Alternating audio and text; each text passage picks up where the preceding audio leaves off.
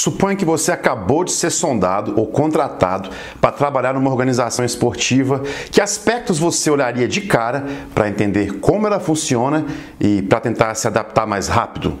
Olá, para você que tem espírito invencível, eu sou Carlos Felipe, idealizador da Invictus, Escola de Marketing Esportivo. Nesse vídeo vou te falar quais são as principais formas de gestão organizacional que quem deseja trabalhar com marketing esportivo vai encontrar. Vamos pro jogo?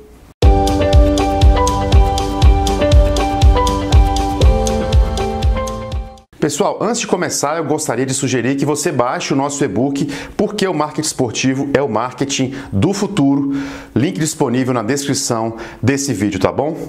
Então vamos lá, pessoal, vamos entrar de solo nessa jogada. Eu fiz esse vídeo com base na minha experiência de 20 anos aí, né, trabalhando em grandes empresas e também com base no excelente curso Gestão Estratégica de Esportes que eu tive a felicidade de fazer pela Fundação Getúlio Vargas. Se eu tivesse feito esse curso antes, eu teria sido um gestor ainda melhor. Então, sempre indico para quem puder fazer esse curso que faça. Bom, primeiramente, é bom ter em mente que uma organização esportiva, como um clube, vamos lá, uma federação, uma empresa, são organismos vivos e tem mudanças o tempo inteiro.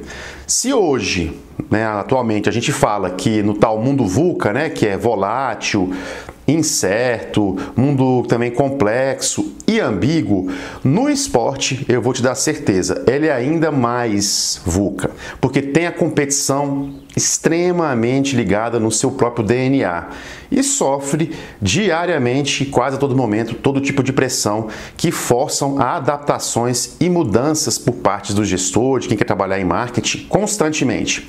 Tudo isso fruto da concorrência, das tendências sociais e da tecnologia e também das questões econômicas e da política e das leis. Neste ano, com a pandemia, evidentemente que isso ficou muito mais claro para todos nós, é chover no molhado dizer isso aqui. Mesmo assim, você pode entender como uma organização funciona por meio de 3 elementos que eu vou te passar. O primeiro é se ela é organizada suficientemente ao ponto de ter um planejamento estratégico com objetivos, visão, valores, missão e metas. O segundo é tentar levantar as forças e fraquezas no ambiente interno e as oportunidades e ameaças no ambiente externo. E o terceiro, e talvez mais importante, é como a entidade ou a empresa que você vai trabalhar ou está trabalhando, como ela está estruturada. Vamos focar nesse vídeo mais nesse terceiro elemento que eu acabei de falar. Então, se você pretende trabalhar em uma organização ou foi contratado, busque entender como é feito o planejamento, se anual ou por um período maior de tempo. Busca entender também quais são as principais atividades que são realizadas, como funciona ali o esquema de hierarquia, decisões, e busque representar isso num desenho, ou num organograma para você se direcionar, se é que a própria entidade que você trabalha já não tem esse organograma para te passar. Bom, nesse organograma você tem que tentar entender quem toma as grandes decisões estratégicas, quem cuida do nível tático e quem é o lado operacional da força ali, que executa as tarefas. Olha, é muito importante verificar ainda como ocorre a formalização ou se há um certo improviso das tarefas, uma falta de formalização e se o formato das decisões são centralizadas ou descentralizadas. Também entender quais departamentos existentes e qual sua atribuição, como são tratadas as tarefas rotineiras do dia a dia e a quantidade de funcionários de cada departamento e de colaboradores, se é que você vai ter algum colaborador para trabalhar com você. E então, quais são os principais tipos de estrutura numa empresa? Basicamente são 4. A primeira é a chamada estrutura do tipo simples, que tem como características principais um processo de decisão centralizado, com poucos níveis hierárquicos de chefia, tipo 2 ou 3, baixa formalização e poucos especialistas em funções. Um exemplo são as associações esportivas ou pequenas empresas, ou associações esportivas pequenas. Bom, o segundo tipo é a burocrática, que tem como atributos uma forte obediência a uma estrutura de comando, um processo de decisão também centralizado e, evidentemente, a maior departamentalização e especialização das atividades e do trabalho, que é bem mais formalizado. O terceiro modelo é o chamado matricial, que não tem uma unidade clara de comando, né? São poucos níveis hierárquicos, você trabalha por produtos ou por projetos com pessoas de todas as áreas, né? E geralmente esse modelo tem uma baixa formalização das tarefas, das atividades também. E o quarto modelo, que cresceu muito nesse ano, né? É a estrutura virtual, voltado também mais presente nas pequenas organizações, com a maioria das funções sendo terceirizadas também e também com pouca formalização do jeito de trabalhar. E qual é o melhor modelo? Bom, depende. As estruturas centralizadas, né, elas garantem um maior controle nas decisões estratégicas, uma unicidade e padronização mais clara nas ações de comando de uma organização. Porém, tem como desvantagem uma, vamos dizer assim, menor oxigenação e criatividade nos processos de tomada de decisão. É muito amarrado. Além de favorecer o desestímulo, né, a participação dos colaboradores na tomada de decisão e na implementação dessas decisões. Eles não se sentem estimulados porque é tudo centralizado.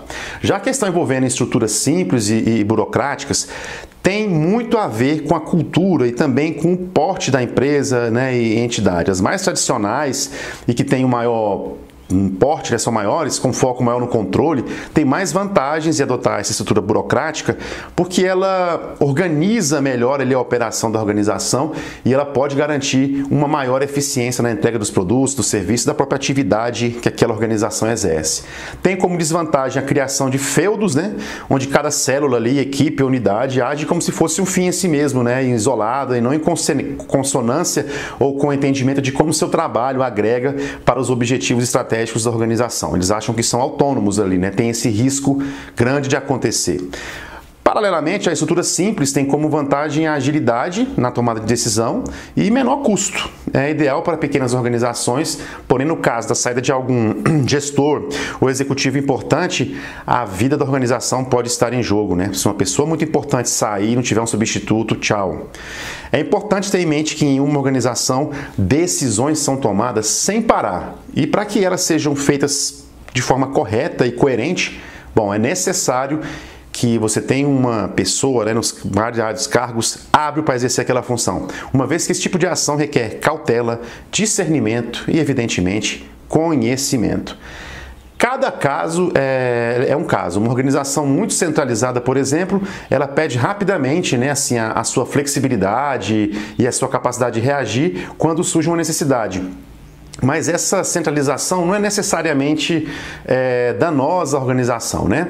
Muitas vezes, durante uma crise, é mesmo necessário abrir mão de um processo decisório mais descentralizado, ali, democrático, e concentrar os poderes de decisão em um pequeno grupo, ou numa pessoa, quando não, né, no executivo da empresa ali, para que ele tome a decisão mais rápida. O mundo hoje é muito digital e muito rápido. Bom, como o planejamento de longo prazo, né, ele pode ser afetado em uma estrutura organizacional, né, ou nas entidades, né, sem fins lucrativos ou numa empresa, vale para tudo, até na vida mesmo. Como é que isso pode ser afetado no caso geridos por voluntários, né?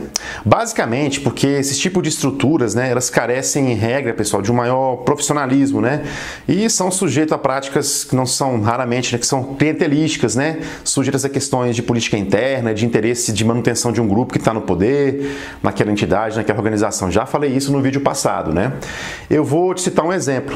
Uma vez, quando eu fui fazer era uma reunião para assinar um contrato de patrocínio com um clube até de tradição do futebol brasileiro, eu só podia me reunir com ele e com o conselho lá desse clube após as 19 horas, quando o chefe lá terminava suas atividades profissionais paralelas que ele despachava, né, durante o dia. E só às 19 horas até de noite, mas pro fim da noite ele despachava na entidade. Agora, tão importante quando se atentar para os aspectos formais é sacar rápido, pessoal, como funciona o clima e a cultura organizacional. Primeiramente, se eu for definir a cultura organizacional, eu diria que seriam os valores, né, assim, a ética e a forma de trabalho daquele lugar. Já o clima organizacional tem a ver mais assim, com o sentimento das pessoas com o trabalho, se elas gostam daquele lugar, se odeiam, se acham saudável, se defendem a empresa e os gestores, por exemplo. Tem mais a ver com o sentimento das pessoas. Em segundo lugar, assim, essas duas situações surgem de forma informal e espontânea na organização, né? O clima e a cultura. E são caracterizadas por relações de afinidade pessoal e de network entre as pessoas, né? Fruto da afinidade ou não entre entre elas. Daí que quase sempre surge alguém lá com um perfil informal de liderança, né?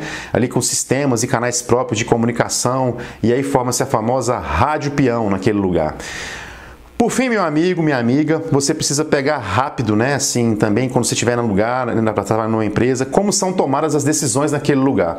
Basicamente, são dois os tipos de decisão que você toma no dia a dia de um trabalho, né? As programadas, que são aquelas mais comuns, rotineiras e ligadas aos procedimentos normais do dia a dia, né? E não envolvem tanta reflexão e tendem mais a ver com a gestão, né, do cotidiano de uma organização mesmo. Elas, em geral, são as que menos vão exigir de você um grande grau de interação, né, com a alta gestão, com a cúpula ali, e que você tem maior poder e alçada para resolver e começar a fazer suas entregas ali, são as do dia a dia, né? Já as decisões não programadas, elas vêm de situações não esperadas, né, em regra mais complexa, com maior impacto nos níveis estratégicos e sem você tem de antemão um conhecimento, orientação de decisão clara, né, padrão, assim. Por isso exige de você maior grau de reflexão, busca de insumos e até mesmo as alçadas de maior decisão nas organizações. Em regra, elas envolvem os níveis mesmo estratégicos da administração. Um exemplo, gestão de uma crise de imagem, a paralisação dos jogos devido aos efeitos da pandemia, um rompimento unilateral de um contrato de patrocínio, né? É uma coisa diferente, você vai ter que resolver com várias pessoas. Bom, decidir, principalmente para quem está começando no mundo do marketing esportivo, pode não ser uma das tarefas mais fáceis. Por isso, aqui eu vou te dar um passo a passo, um pulo do gato, valioso para te ajudar a decidir e que vale para tudo isso que eu disse aqui nesse vídeo até esse momento. Bom, vamos lá. Primeiro, saiba definir o problema de forma clara, objetiva e delimitada. Entenda até onde vai o seu problema, não aumente ele de tamanho, saiba delimitá-lo bem. Depois, você identifica quais são os critérios que aquela empresa ou você utilizará como decisão, quais os princípios, os indicadores, os fatores você vai considerar para a tomada de decisão. Escreve isso. Terceiro, você vai pesar os critérios de decisão, você define ali o peso para cada um desses critérios que você elencou, de acordo com a importância, né, e a consequência atribuída que você vai atribuir a cada um deles. Em quarto lugar, gere alternativas, né? Elenque as opções disponíveis para a solução para resolver cada um daqueles problemas. Já chegue com uma proposta de solução. Avalie cada alternativa com base em cada critério e dê uma nota para cada critério. O resultado da decisão será o que tiver melhor nota com base nesse peso definido para você apresentar para o seu chefe. E aí você escolhe a melhor opção, né? Com isso, você terá uma espécie de bússola para ter uma segurança maior para tomar uma decisão importante, principalmente quando você estiver chegando ali, ou sondando como é uma entidade esportiva nova que você acabou de chegar. É isso, meu amigo, minha amiga. O objetivo desse vídeo é ajudar você a escolher, né, entender melhor como funciona a maioria das empresas e organizações em que você pode trabalhar. Eu espero que você tenha gostado e aproveita essa oportunidade aqui para curtir, comentar e compartilhar esse vídeo, tá bom? Ajude a Invictus a crescer. Agradeço a todos os seus deuses pela sua alma indomável. Você é o capitão da sua alma. Você é o senhor do seu destino. Um abraço e sejamos felizes.